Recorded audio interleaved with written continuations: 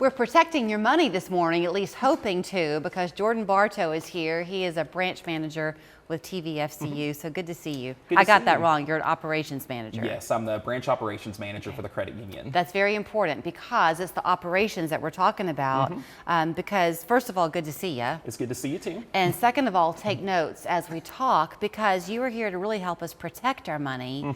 It's becoming increasingly difficult to do that, Jordan. Yes, it is becoming in this digital age a lot harder to keep yourself safe and keep your information secure. A lot of fraudsters have found new and different ways to get you to try to respond to something, get you to click on a link, or get you to put your information somewhere that you shouldn't be putting it. Okay, so you use the word digital world that we live in. If you are a person who would be very much in the minority, who doesn't take part, you're mentioning your in-laws, how they kind of take a lot of steps to not use smartphones, can you still be a target? Yes, you can be. Okay, so everyone needs to pay attention. Yes.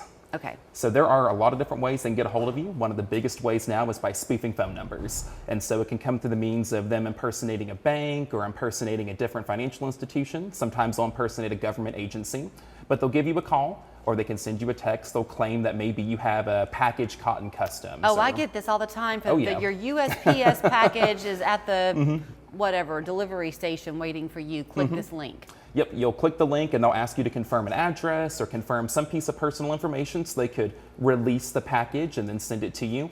But once they have that information, there's no package and they've got enough to steal your identity or take something important from you.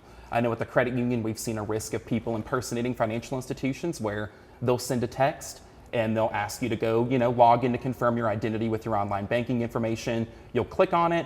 It kind of looks like the website. You'll put your stuff in, nothing happens, and then they get your online banking, and before you realize what's happened, they've zapped the money away or they've gone in and taken some information of yours. Okay, let's go back to the text messages that you'll get, because I do get these quite often about the package waiting for me to pick it up or whatever.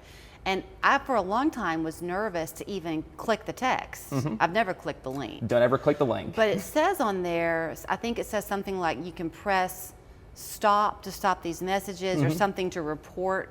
You should do that? Yes, you should. Usually it says something along the lines of stop or report junk, and it will say, report and block sender.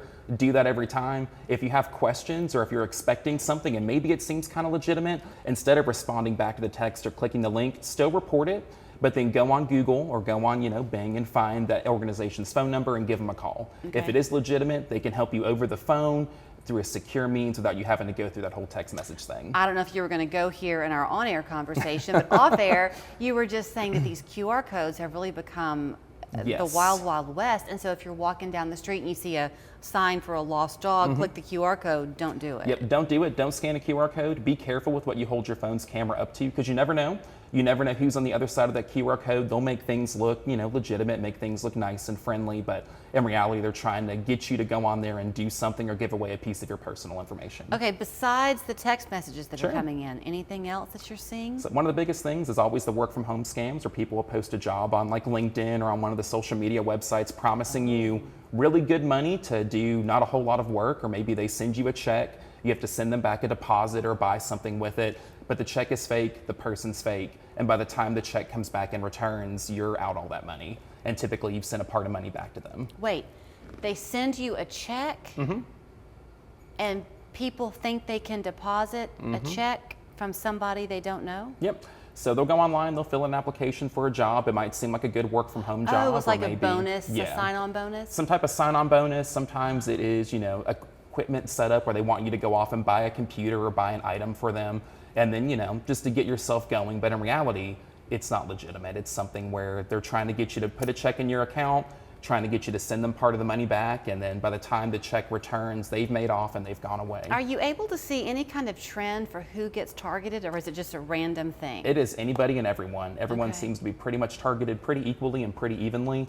It just seems like, they send them out in mass, and whoever happens to be the person to respond or be the person to click the link is the one they go after. Do you find that it's better for people to have then kind of multiple accounts as opposed to one where all their money is? Yeah, it can be. Everyone's unique financial situation is different. So, we always encourage people to sit down and spend time with someone to figure out what that looks like for you and what the best practice is. Having a diverse range of accounts or types of accounts can be helpful, but it really just depends on your unique needs. And it sounds like at the credit union, y'all are kind of making this a very strong focal point Yes. of your business plan. We are. And if anybody has any questions or, gets something that it seems too good to be true, they can always stop by a local branch or give us a call, and we're happy to talk with them through it on the phone or kind of figure out, is this legitimate? Is this not legitimate? We have a really good fraud department that really works hard for our members to take time to not only educate, but also take time with them to figure out, if it is too good to be true. All right, don't click the link. Don't scan the QR code for the lost dog. Call the Humane Society instead. And don't go pick up that package that you didn't really order. Yep. Great to see you, Jordan. Good to see you too. Thank you. And then find out more at the credit union. Here's their information, tvfcu.com, and their phone number on your screen.